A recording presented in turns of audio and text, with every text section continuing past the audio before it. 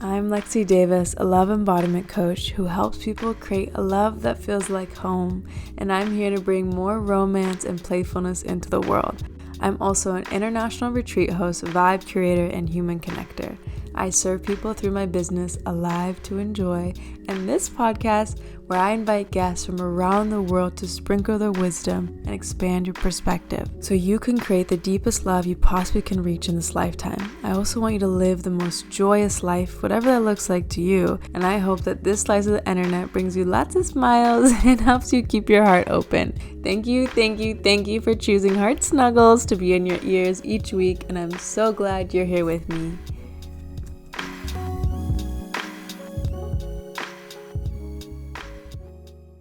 Welcome, Heart Snugglers. So excited for another day on the podcast. And today I have my old mentors here who I went through their Kingdom Road journey, and it was so beautiful. Learned so much. And I'm so excited to share them with you guys today. So go ahead and tell them a little bit about you guys.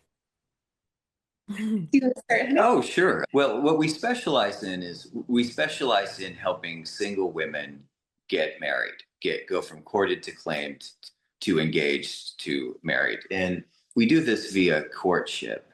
And I would say the thing that I've been a bioenergetic healer for 25 years. What I love about courtship is if you're cool and coachable, it works like 100% of the time, 98.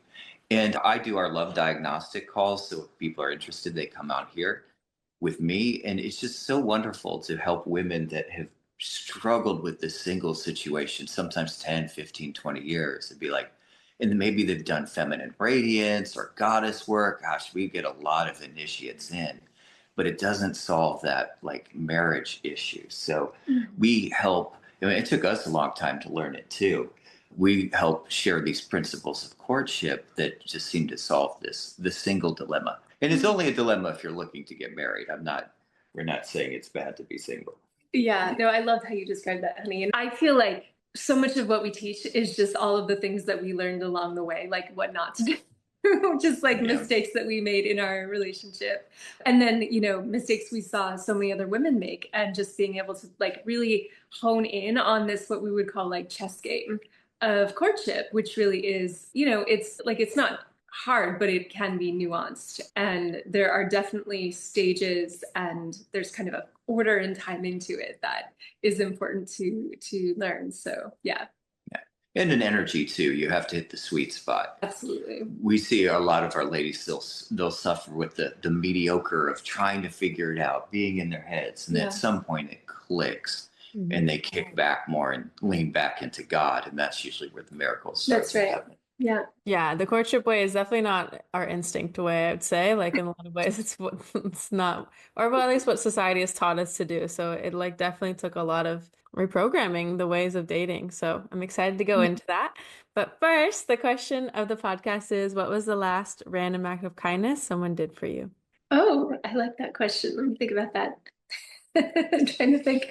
Well, the one that's coming to mind right now, I don't know if it was the last, but it was one of the last, so we're on the journey. I'm just going to share this. We're on the journey of converting to Catholicism, which is like very exciting. And yeah, there's a lot of different pieces to it. But yeah, one of the mentors that's guiding us through the process just like was so like, I was going through a little bit of a thing the other day, and I was like having, what felt like just in some intrusive thoughts. And he was just like, it was so kind. And he was just sort of like, yeah, like I can call you if you need to like meet in person when I come back. And it was just like, I just felt like the love of God, like coming through him to like, like take care and like support. And yeah, it's really beautiful. So sweet. That extra support always feels so good, especially when the mind is trying to take its way. Exactly. Yeah, and it is adorable because he was doing prayers for her during the time. He was praying for us, yeah. Praying for us, everything, yeah. Jonathan, do you want to share yours with us? Oh, I thought she shared for both of us. I don't know if this is so random, but when I went back home with my family for Christmas, my brother picked me up at the airport. He's an older brother. He drove me around. We do pretty well, but he does very, very well. And he bought all this stuff for me. And like for a week, I just had like older brother chauffeur. And I used to hate being a middle child and a younger kid. And I was like, man, I haven't had this in like 20 years. It's so great to have an older brother. So I got the like younger brother treatment, and it was great. I was like, wow, this is the best. I don't have to drive. I'm not in charge all the time. And it brought me back to a time where it's like, oh yeah, it used to be like that. Mm. That's so Drew, cute. he's a good guy. Yeah. Amazing. And the next question is, what is something you would tell like a past version of yourself around love or relationships? Oh, that's easy. We say this all the time. Yeah, we actually just did like a training on this in our Feminine Renaissance membership together, but we definitely would have gotten married sooner, and we would have had like 5 children. Yep. Yeah, married and 5 kids. But we'd have to learn how to do it the right way. I'm not sure I would have taken the way maybe traditional folks do it, because we help traditional marriages and we see it's not all perfect there either. Yeah. Yeah. We definitely married earlier with a bunch of kids. Cute. I love that. Okay, so let's go into your story about where were you before and before you ended up in this beautiful union, and how did you kind of get there? Well, there's the before in our relationship, and then there's like the before we met. Do you want the before we met or the before, or like maybe a little bit of both? Yeah, a little bit of Okay. both. Like, what was your love life before you guys even met? And then I know you guys learned a lot together, but yeah. Yeah, well, I would say my love life before I met Jonathan was, I was definitely struggling in this area. Like, I remember from the time that I was like a little kid, like, that's all I wanted. Like, I wanted like true love. I wanted like fairy tale. Like, I was raised on The Princess Bride and like Disney fairy tale movies. So it was like something that was big in my heart. Like, that's all I ever wanted, right? But I was doing so many of the mistakes that we teach our clients not to do. Like, I would just like attach way too prematurely with men. I would sleep with men to like right out of the gate. I wouldn't really vet men. I would just sort of get into relationship with with any man who just kind of showed up interested. And yeah, I didn't really know anything about like masculine, feminine dynamics either. I was just sort of, throwing a bunch of spaghetti on the wall and not being intentional about my relationships and making a lot of mistakes. And when I met Jonathan, I just knew that there was something really special about him. And so I was determined to like not do the same things that I had been doing. And I had been really studying about energy more than anything else, but I hadn't really studied about like dating or anything like that. But I just had this, I had this sort of intuitive sense of what I needed to do, that I needed to lean back and receive him and surrender more versus control and, prematurely devote and all these things. And it just, our relationship when we met, it just unfolded in the most beautiful, organic way.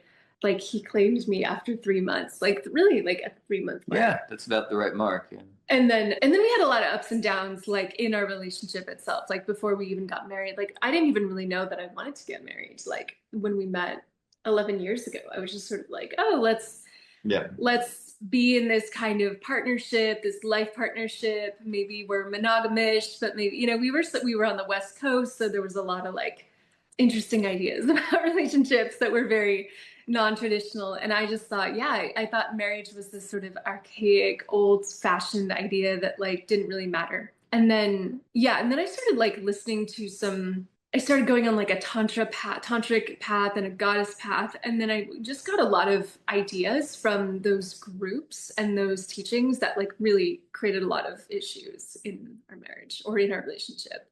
And we can talk about that more, but there were a lot of like broken codes in those spaces that I had to unwind within myself and like really look for teachers and mentors who had the relationship that I wanted and actually loved men. And that was a whole revolution for me. It was like falling in love with the masculine and healing my relationship with the masculine and like coming to God and like Christ and then like meeting him or like relating to him in this whole new way and then getting married.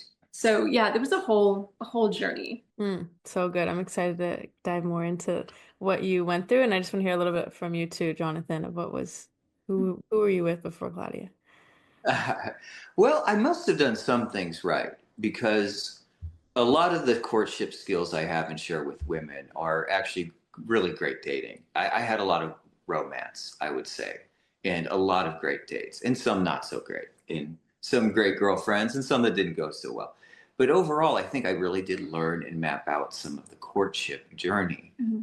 And I almost think I had certain types And we think we need these types. And the thing about Claudia is she's not any of the types I used to date. So I'm married to a totally different woman than the types. And I think that's helpful maybe for people that think they have one way or a certain person. And I wouldn't trade Claudia for any of those types. I also had just gotten out of a relationship that was pretty good for the majority of it, but the end just sucked. It sucked. And I eventually got an apology for the behavior from this person about a year later after the breakup. And she was doing all the things that I was being criticized for. So it was really nice to get the apology. But I had this concept that I was going to George Clooney my 40s, giving my age away here, and bachelor it up in a really cool, like dashing way, and just not have any more of these, not like no serious relationships or this. But I did say I was going to go in and bring a lot of positive energy.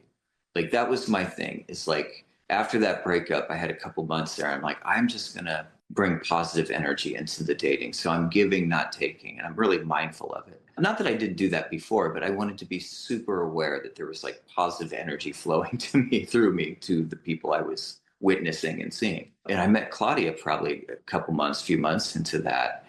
And then my George Clooney days went away, never to be seen again. So yeah, I probably did dating and some serial monogamy and sometimes being single and not having anyone. And I did that for like probably about 2 decades of dating. And I think maybe I had no idea I'd get married. It didn't just even enter my consciousness. And now if I go back in time, I'd have to accelerate to the time point where I'd meet Claudia. But man, I would get married a lot sooner. That's for sure. But that was my dating life. It was pretty good, but also I would also say in some ways meaningless. And it didn't feel meaningless at the time. But when you're married, when we got married and got into this marriage template, and we still hadn't mastered courtship principles yet, which would elevate it to this whole other level. But we were kind of looking at each other like, this husband and wife template is really amazing. Like these roles feel really good. Like, because we're in communities that, man, we get shunned for this all the time. How can you not be open, poly, in this? How could you not be? Well, first of all, I've tried some of that crazy stuff back in the day, and it was fun, but that was it. It was just fun. And in some ways, it just doesn't have this meaning that marriage does to us. Not to criticize those other things necessarily, but we sure get criticized for talking about God in marriage from conscious communities, which I think is a little unaccepting.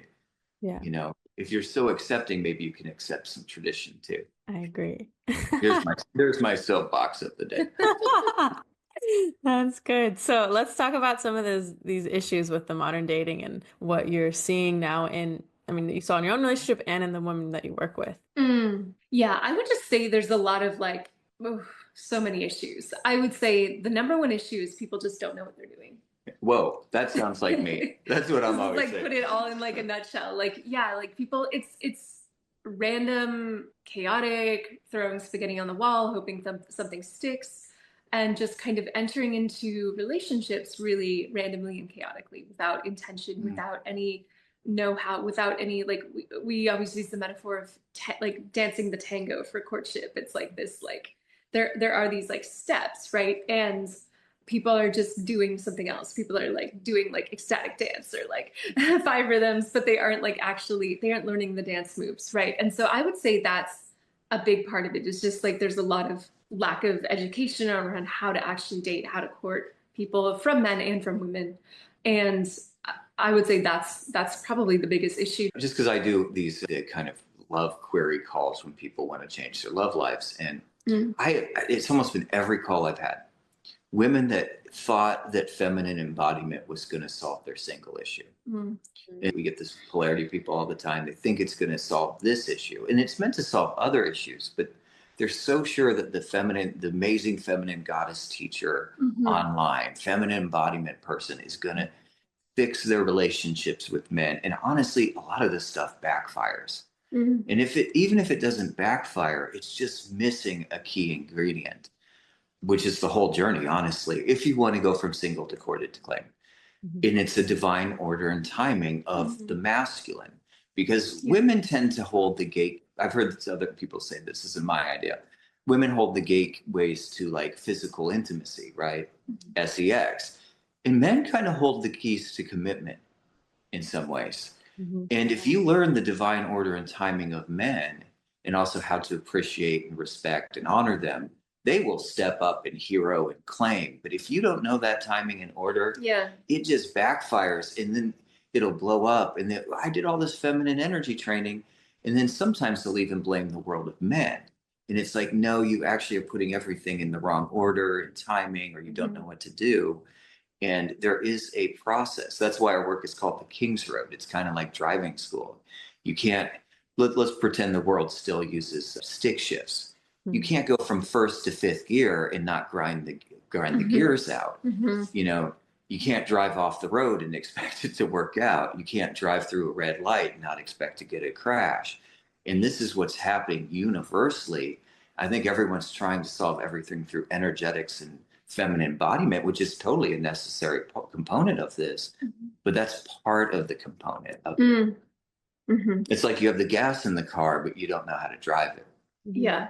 And it's maybe a misunderstanding of the steps in order of the masculine process. It's kind of a linear journey, which is hard for women, because I think women, we tend to be like very feelings driven. We tend to be very intuitive, instinctual. And so we want to just like go according to our feelings, and our feelings are beautiful. And it's such a beautiful, necessary part of love, right?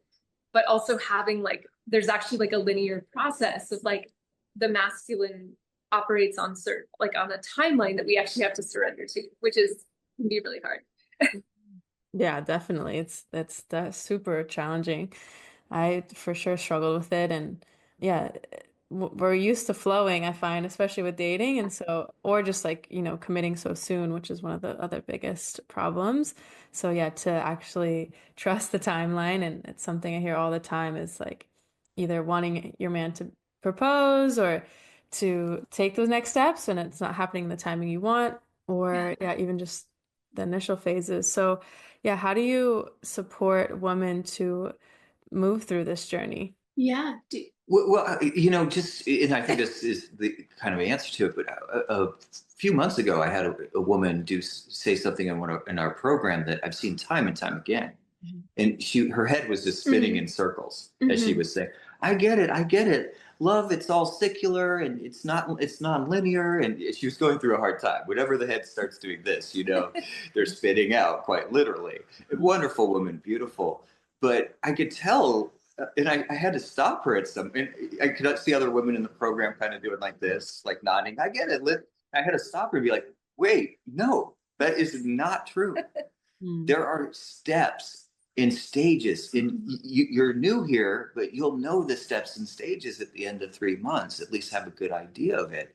It is totally, while it is like magical and infinite, quantum, and your feminine presence and essence is like key. There is order, timing, steps, and sorry, there's a big car out there, steps and stages, and you need to know these and know where you're at. That's what I love, is I can always see where women are at. Oh no, you're on getting to date 3 and then they don't call you back. Oh, you're a person that gets 3 months in and then they don't claim. And so you have to know the whole order and timing. And I love the fact that you said there's a timeline. Even the fact of knowing there's a timeline is actually quite a step, because this idea of like, it's just non-linear and God will figure it out and it'll just magically, synchronistically work out without knowing the way doesn't work out too often. And that's why there's 3 tenets to this work, in my opinion. God, that makes, if you need a miracle in love life, lean back into God. Magic, which is the feminine component. That's why I'm so confident when women come into this work, if they're coachable, is you have the magic by just being who you are. But then it has this other one, reason. And reason is going to get you all the way through those steps. Now, if you don't have magic, you're going to fail too. That's actually a key step. It's like bad attitudes or thinking this is going to fail or those kind of things. Magic is key. Or probably even worse is like, have you ever had a resume date, Lexy, where they're like, what do you do? How much do you make? We've literally had people come into our work saying, how much do you make on a first date? There's no magic there, so there's actually nothing for the men to claim. But as long as women have magic, which most do, and they can learn reason, the whole journey tends to work out in the end. There's going to be some missteps. Yeah, I took every single misstep there was, so. But I want to talk a little bit before we go into like the courtship journey of what's the difference, because a lot of women now I see, especially like in the God world, are like, well, God's taking care of it. Like I'm just like not doing anything kind of energy. Like he'll Good question. bring me my man when he's supposed to. So yeah, what's your take on that? Yeah, I feel like God is the matchmaker ultimately. Like God's going to bring you your man, right? And you leaning back and receiving is such a huge component of it. There's a scripture though that says faith without works is dead, right? So it's like we have to, you know, I don't love the word have to, but like there is an element of like third dimensionalness to this journey as well, where it's like, yes, God is first, and always like you want to be checking in with God like throughout the whole journey and like praying and doing, just checking in and like really asking him if like, especially around discernment, like, is this my person or not? But there are steps too. Like there are steps. And I would say God created courtship. Like God created the container of courtship as a way to like usher men and women down the path, like down the, if you think about like down the aisle, right? It's like the premarital phases of a relationship. So I would say both are important. I would say God is really important. God is number one. And then you also do need to have like some understanding, some embodiment of like the third dimensional steps and stages of things. Yeah. I think it's a little bit of a spiritual bypass to just be like, oh, I'm just gonna like sit in my, I'm just gonna be a princess in the tower and just like, wait for men to like be down the door to my house. Like it just doesn't usually work that way. And even when you do meet him, even if that did happen for some reason, still you would need to like know how to actually be in relationship with him. I need to know how to like communicate with him. You need to know how to like what he actually needs from you as a woman, what he needs as a man. And I would say that I was just shooting from the hip for so long. And there was a lot of things that I missed that I didn't understand about men or about Jonathan for a very, very long time. And it completely created a lot of issues that I could have been avoided had I known certain things, had I known how to communicate in a certain way, had I known how important it is to respect and appreciate and admire a man. So yeah, I would say it's both. And I would say definitely don't ever leave God. Like, you need to put God absolutely at the forefront, but at the same time, like God designed courtship and you want to learn courtship as well. Yeah. Yeah, so many things I want to say. One being like I noticed immediately in my relationship, like as soon as I start communicating in any way that's not like, we've learned, is his reaction, his response, everything changes in that instance. And I'm like, oh, and he'll point it out in me most of the time. But even if he doesn't, it's like, okay, I recognize like how I show up, how I communicate completely shifts and changes the whole relationship and the dynamic. So that's such a good point. And all this courtship talk, let's tell people what courtship is in case they don't know what that means and what is the journey of it. Yeah, I would say that courtship is just simply defined as dating with the intention of marriage. So it's purposeful dating. It's not just like dating for fun or dating for hookups, or it's dating with the intention of getting married. And so there's this sort of, that's in the most simplistic terms. That's how I would define it. Mm-hmm. And how would you like share a little bit about the journey of how you guide your clients through that and how it's different from like the ordinary people that do want to get married but don't do it through courtship? Yeah, so we teach a process in our program, The King's Road, which is a 12-week program, but we have like an inner work and a outer work phase of our program, which is really like the first whole month is around like working through your patterns, releasing trauma, releasing wounds from the past, healing and integrating shadows within your psyche that may be just looming, that may be actively preventing you from the love that you are wanting. And then we do work also around like just embodying your feminine essence and then like healing your relationship with the masculine. So we have to get that like proper templating, like that inner foundation in place before we send you off into the world of men. And then when we do, we teach an organic process of how to connect with men out there in the real world in person. So being walking around this world as like an open, receptive, feminine woman who's ready and open and willing to receive men. So that's part of the organic process. And then also just how to actually date online, like in you could say a courtly way, or a way that inspires men's best instincts rather than their worst, right?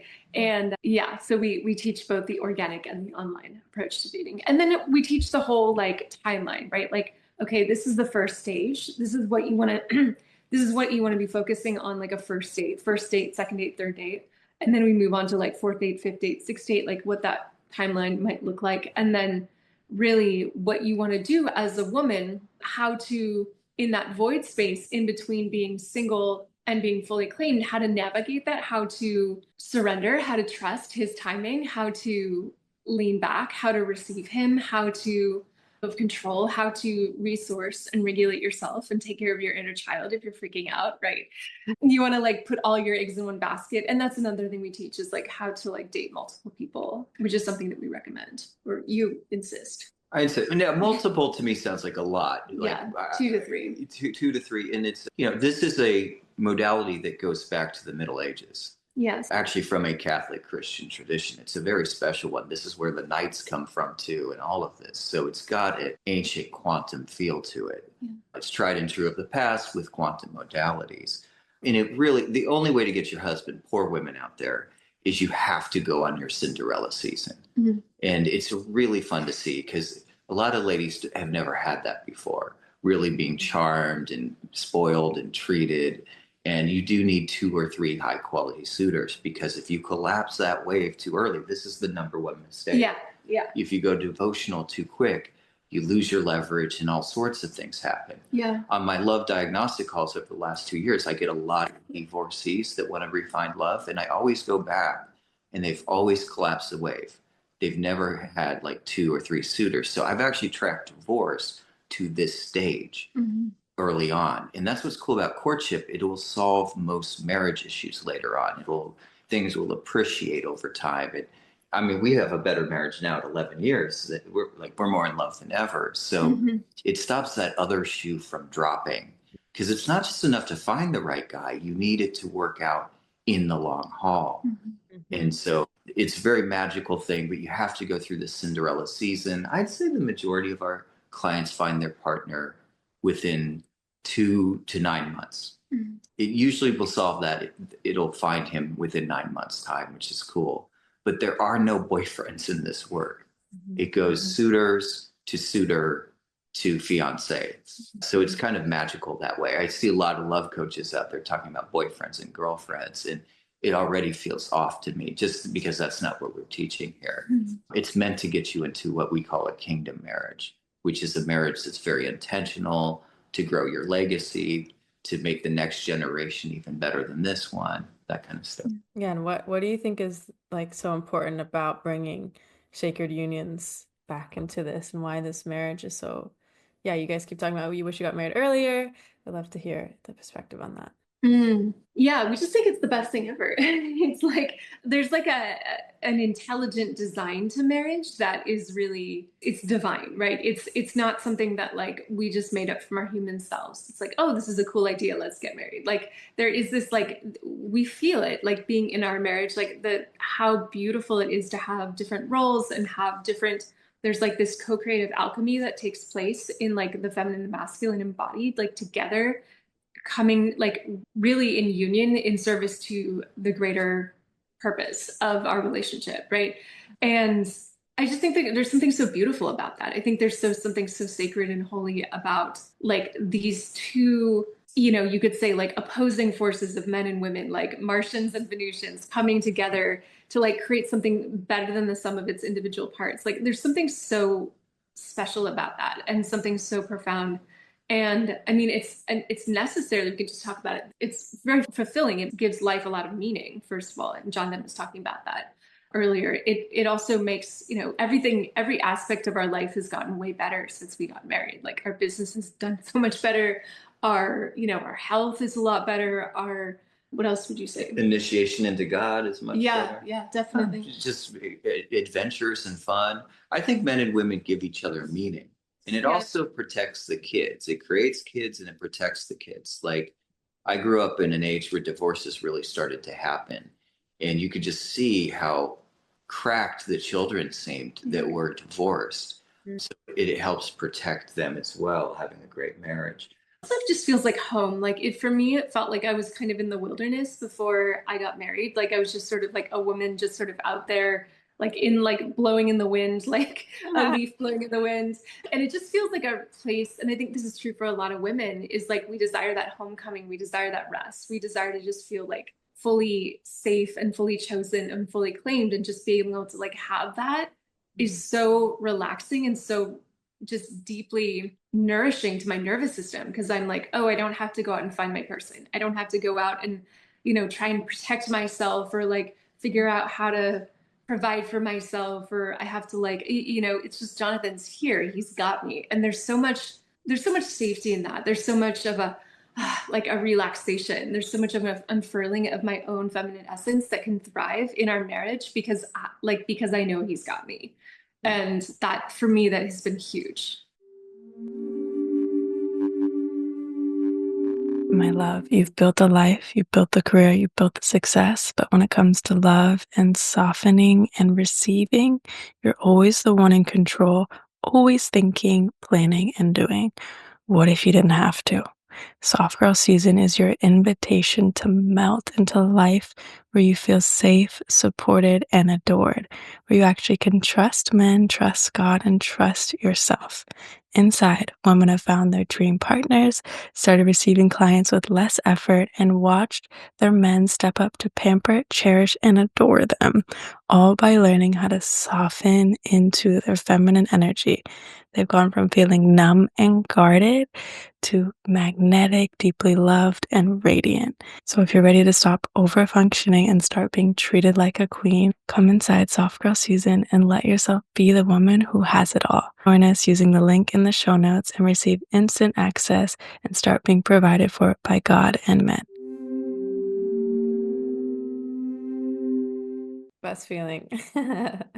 Must be. I'm not married, but I can just, yeah, like that's always something in the back of my head, especially. And I feel most women is like this, our instincts are kind of activated until we have that protection, and that's that Yes. safety in that container. So I love that. And how do you help women navigate, like making sure that this is the right one for you? Yeah, so that's the whole discernment process that we take women through. So that's like really, I would say until a woman is fully claimed, she's in the discernment phase. So she doesn't want to go devotional, which is what our instincts want to do, right? We want to pour our hearts out to a man, right? Who evokes this sensation and these feelings within our heart, within our body, right? It's like we want to like pour ourselves out. That's everything within us wants to do that, right?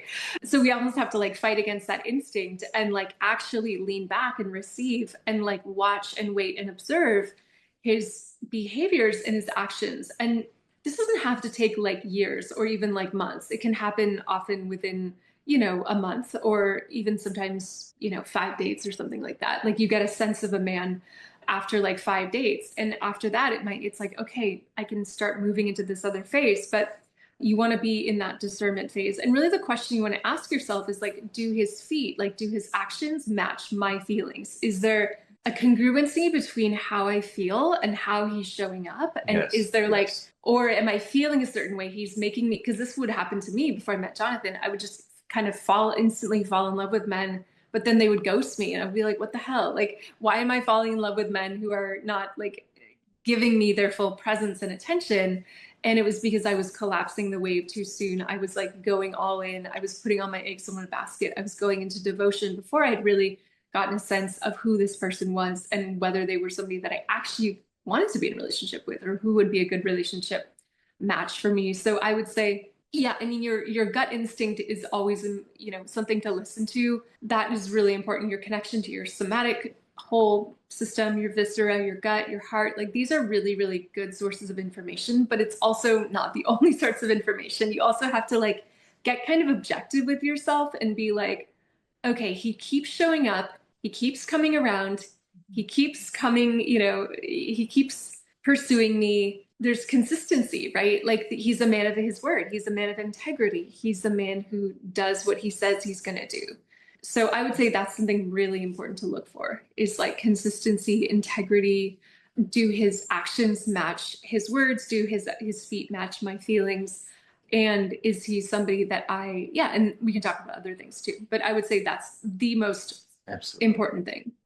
I agree. Yeah, that consistency piece was a big one for me, because as well, it's like that easily devoting so quickly and wanting that, and then they leave and it's like, whoa, that's not what I was predicting. So yeah, creating that space of time to see that, I think, is so good. Men appreciate that too. Men appreciate having that space and that breathing space, and like, oh, I can come to her versus she's coming to me all the time. Yeah. This is why we're married. She gave me space to realize my life got better with her, because I just remember the George Clooney idea. Yeah. Because she did the chess game right, of just giving me breathing space, honestly. Here we are 11 years later. Yeah. So with that, so how do you navigate like when things are getting a little rocky, or, there's some, bumps happening? How do you navigate if that's like, okay, this is a sign for me to leave, or this is actually a sign for me to shift some things in myself and stay? Yeah, that's a good question. I would say, yeah, you want to understand and this is tricky, but this is part of the discernment thing that I've been really feeling into recently, is like, okay, looking at how he's showing up and asking yourself, is he showing up in this way in response to something that I'm doing? Like, is there, because when we show up respectfully, when we show up vulnerably, when we show up in our femininity, when we show up in our radiance, right? Like if he's a good man, he's going to show up in a way that, like he will continue to show up in a good way, right? If he's not a good man, then that's something that if you're doing everything right on your side of the street, right? You're putting all these pieces into play, and you're really like implementing these practices that we teach, right?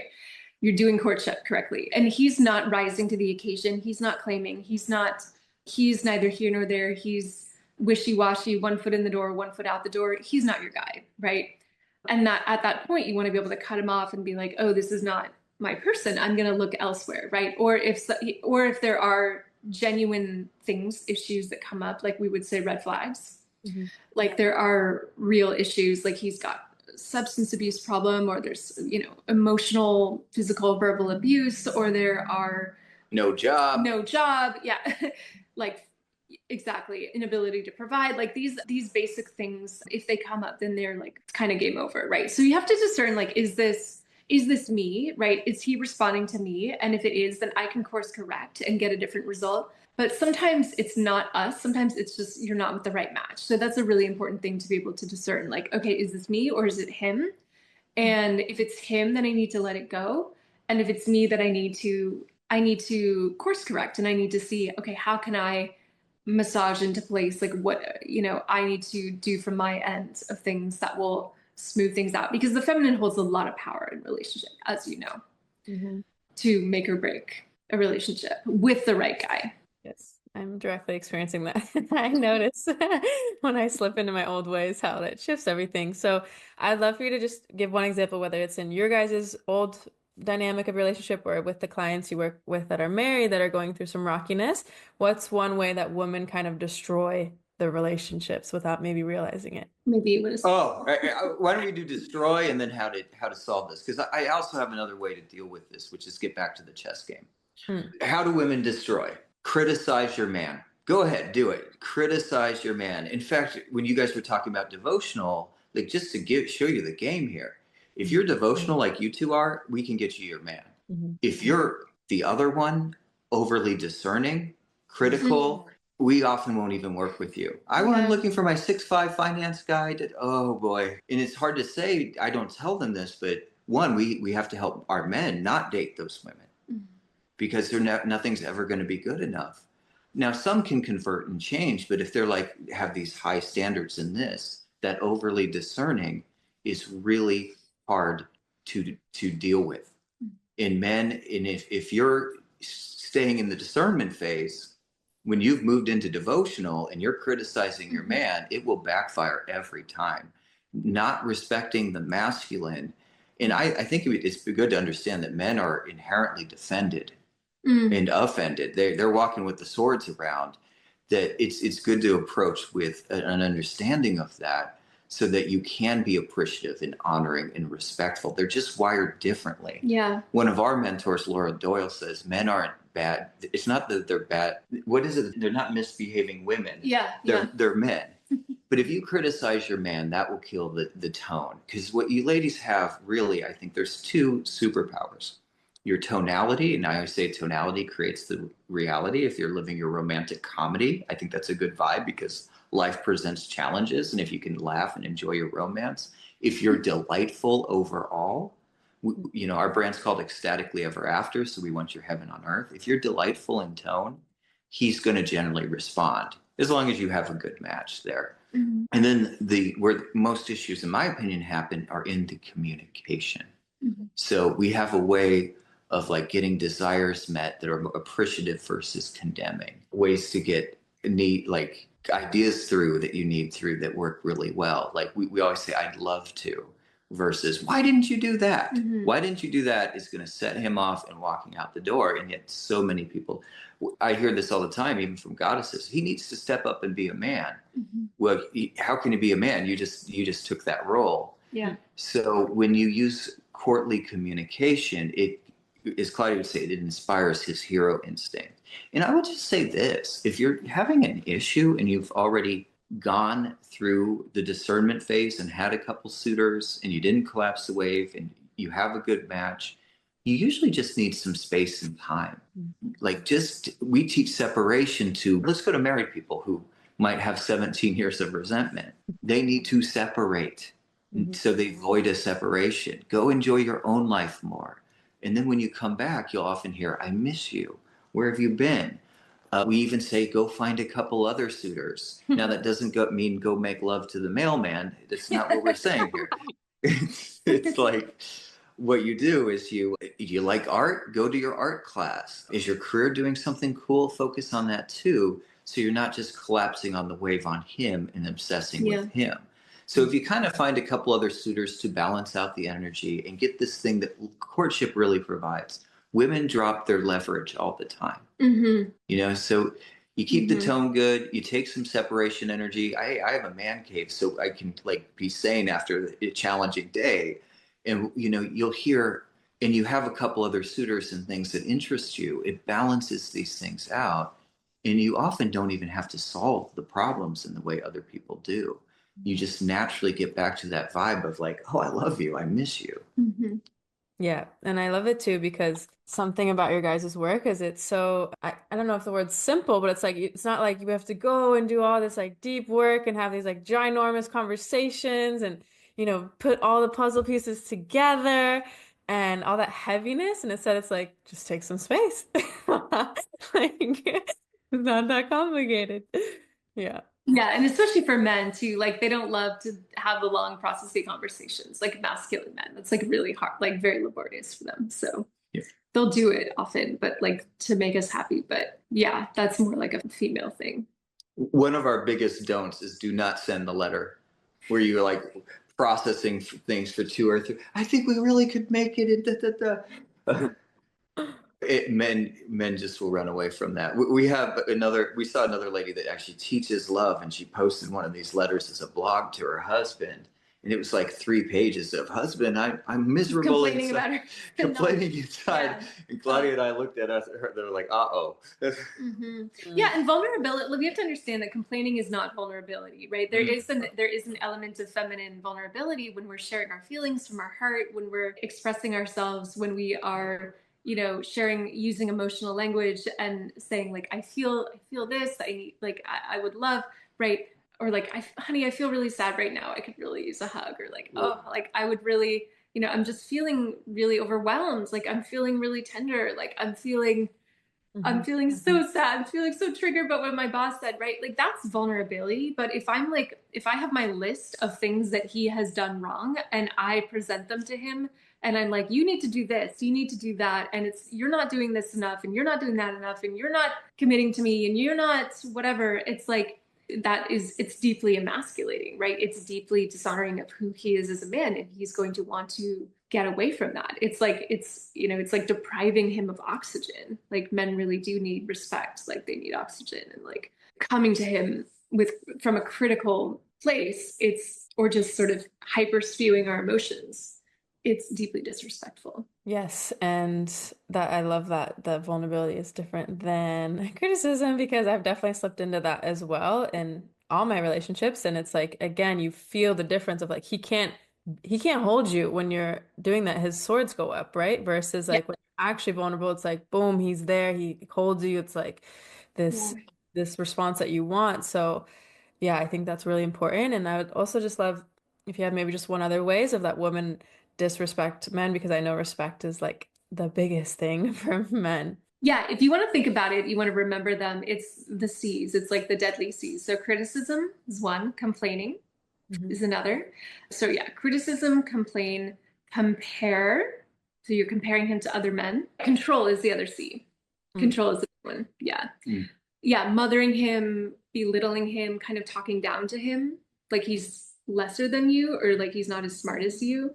Mothering him, like helping him too much. Like if he's doing something, he's like fixing the toilet, and you like go and you tell him what he's doing wrong, and you tell him, no, you need to do it this way, right? Like, and you're actually, that's more control, but mothering and controlling have a lot in common, Yeah. right? So it's like you're telling him what to do, or you're like, honey, you need to be eating, or you need to be going to the doctor, or you need to be eating these vitamins, or you need to be making sure that you're getting this in your diet, right? That's more on the mothering end of things. So yeah, these are all ways that women, a lot of the time we do this from a well-meaning place. We're afraid, right? We feel out of control. We feel scared. And as a way of taking this sort of false sense of taking our power back, we will move into these ways of disrespecting him. It's like us like grabbing the wheel and trying to like take charge.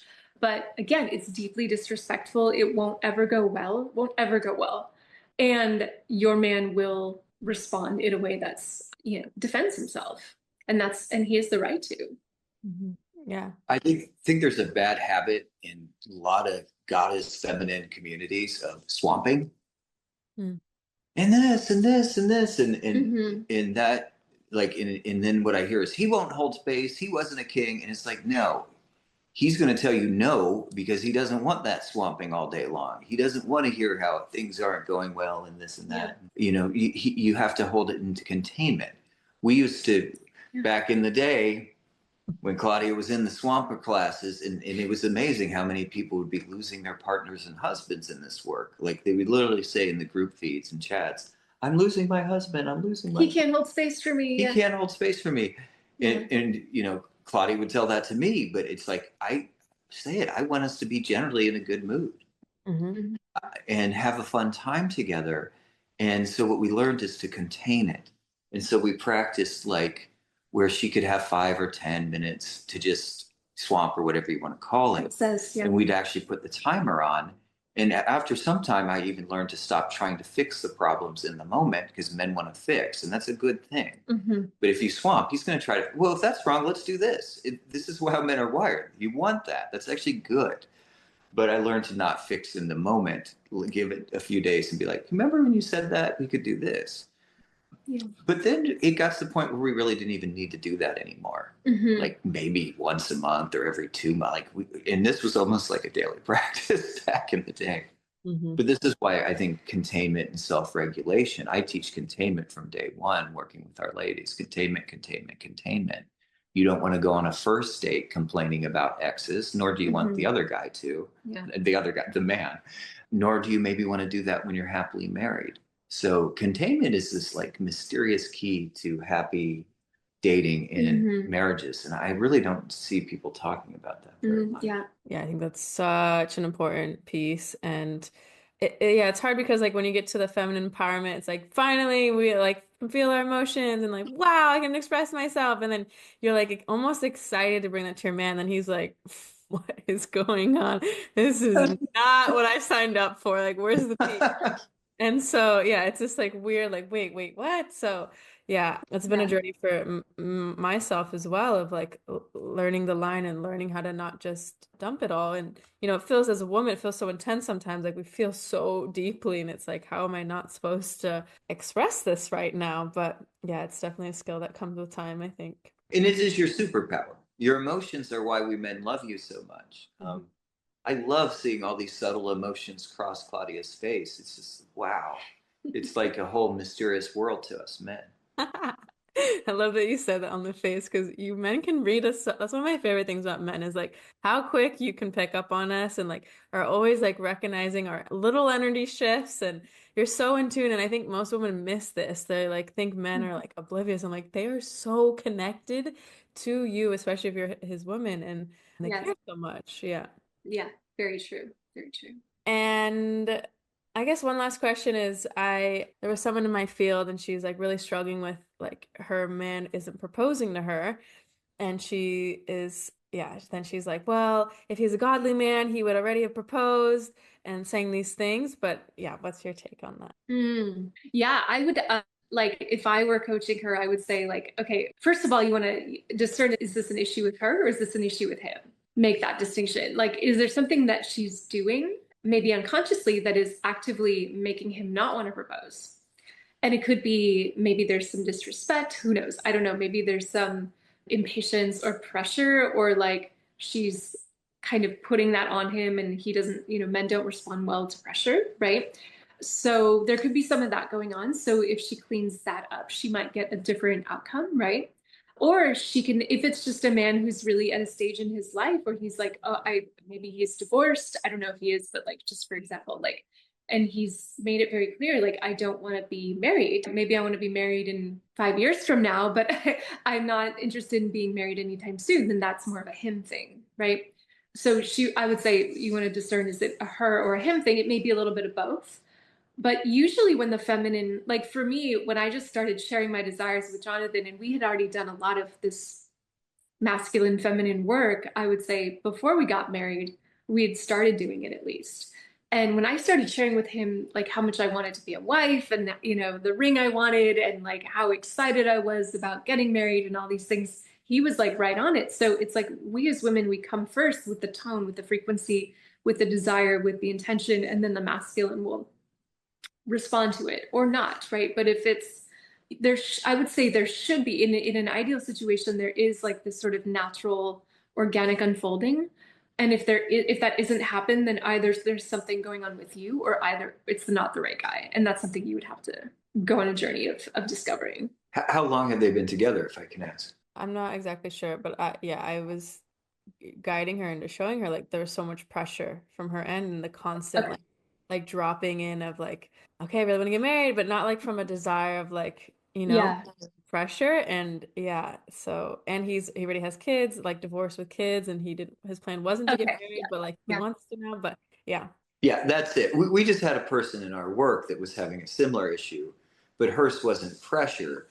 She was quote unquote bringing the basement into their relationship, as we found. She was always swamping and like, a trauma coach. So they're used to talking about trauma. And when you pulled out the trauma, he suddenly proposed. And now, so she got her desire met. But this sounds very much like it's the control, right? Mm-hmm. She's controlling the situation. She's putting pressure. And honestly, you don't want that proposal anyways. I was lady, but, yeah. because if he's feeling pressure, there's obligation. So you have to do all these, the tone and wouldn't this be wonderful? What she probably needs to do is take a break from this for maybe even a few weeks. And then after that energy has cleared, then she can, as Claudia says, lay the handkerchief. Oh, I'd really love to. Wouldn't it be fun? But doing that in a tone that's expiring versus sounds a little naggy, if that's what's been happening, this is going to be an art form. And that's the other thing is courtship is a modality, but you've seen Lexy, it's an art form. It lets you express. We don't want you to not express. We want you to get all your desires and needs met. But it does take some mastery. I mean, we're still learning it 11 years in. Yeah. Yeah, I love that. And just to clarify, because you said you pull out the trauma. So when you said that, I know what you meant, but just so people know, that means that not that you brought it all to the table, but you took it away, right? When you said. Yeah, she couldn't like at breakfast talk about everything that's going on and all through, and she realized she didn't want to do that. It was a habit that she had. Mm-hmm. And so their dating life got better, their intimacy got better. And then he proposed. And it was simply she didn't have to do much. Definitely she was asking for desires differently, but she didn't even ask to get married. But yeah, she just pulled out that kind of constant, what would you call that? I would say emotional, yeah, maybe emotional dumping. Yeah, she pulled out the emotional dumping at a regular basis, and she just did it because it's habit. Now we work with, honestly, this is probably one of our number one people we work with are healers and somatic coaches and things like that. And they're so Therapists. therapists. Yeah. They're so used to processing, but that's not what courtship is. And so we just pulled that out, and it brought this whole new energy in where his hero instinct then came in, and he knew his life would get better. See, that's the thing, is he needs to know his life is going to get better and more amazing and magical and incredible. That's why I'm married. And if she's putting this pressure, it's probably going to at least feel the opposite, even if that's maybe not the case. Mm. Love that. That's so good. And that's something even my man has said. It's like, if my life isn't going to get better with my partner, like what's the point? And I think that's such a, like, because you guys are so, logical, obviously, and why would you bring something in if it's not adding? So Right. Two yeah. plus two equals four. Yeah. Yeah. And I guess one last question, because we're kind of touching on this, is Jonathan, what would you say, or you can too, Claudia, are like really attractive qualities, things that women might not recognize that what men are actually looking for? Great question. This is great. Well, I would like to say what women often think in the whole boss babe movement in this. I don't get it. I have a nice car. I have a nice income. I'm very initiated. I'm totally evolved. And when I hear that a call like that, I'm like, none of this is going to appeal to a man. It's just not. That's, you have masculine qualities. And those things are good. Like, we want you to be stabilized and enjoying your career and all of these things, but that's not what appeals. Now, Claudia did this wonderful video called The Feminine Superpowers. So I've given you the nod. Why don't you share what some of those are? Yeah. It's more like an attitude towards him, though. Like, I would say, Oh. yeah, like qualities that she embodies. Like, I would say, like, radiance, like connected to her inner light. So, radiance, receptivity. So, like, does she receive him, or is she actively like always cutting him off, right? Disrespecting him. Third, vulnerability. Does she have the ability to like access her feelings and share them in a way, in a responsible way? What else? Let's see. She's connected to her body. Like, I think women being sensual, women being in their bodies versus in their heads is a really, really like magnetic quality for men. It really is that soft femininity. Like, Claudia teaches the soft arts. Like, you can just see it's the opposite of what I said. The other one was like the resume, and this is her just being her natural feminine self, being spontaneous. Grace, I would say, is another one. Like, is she connected to grace? Like, does she give herself grace? Does she give him grace? Is she a graceful woman? It's something that we talk about more, but Maybe even elegance. yeah, elegance. Claudia specializes in this. Like, I specialize in the strategy quite often. Whereas when it's a feminine embodiment thing, I'm like, oh, please go talk to Claudia. But I think men are looking for the feminine, like, softness, like the sweetness. Yeah, sweetness is the big one. And it's, what's really cool is our ladies, some of them have never really embodied that fully in dating. And so on the first dates, it's really nice when they get to kick back and just be in their feminine. And that's maybe the number one rule. And then he will treat and spoil and honor her without her having to actually do very much. Yeah, exactly. It's funny too, because we live in a world that like actively teaches us like to fight against these feminine qualities, right? And actively devalues them as well. And I think many of us were raised to rebel against like these traditional ideas of what it means to be feminine and be more masculine. And it's so interesting to have to like decondition ourselves from that and be like, oh, I actually don't have to constantly be like rebelling against my feminine nature. I can actually like sink into it. I can deepen into it. I can body it more. I can feel my way back into her. And that is a huge piece of, it's like our descent back into our own femininity, our true feminine heart, a true feminine body. It's like, that is so much of the journey, which I know, Lexy, is so much of the work you do as well.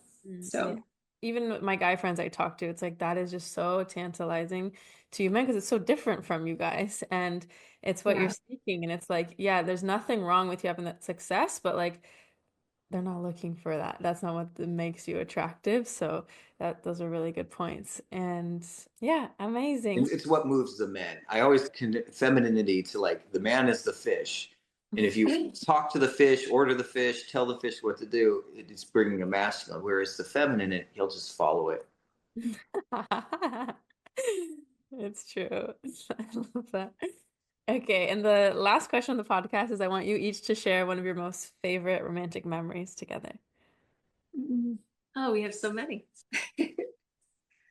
Maybe the first one that comes to mind is when Jonathan proposed to me on the Ponte Vecchio in Florence on the bridge in Italy. That was really romantic. Oh, it's so beautiful. That was a good one. That was a good And he one. was like, it was really beautiful too, because like I had shown him like the ring that I wanted, but then he went off and bought it, like, and then surprised me, yeah, and proposed. So cute.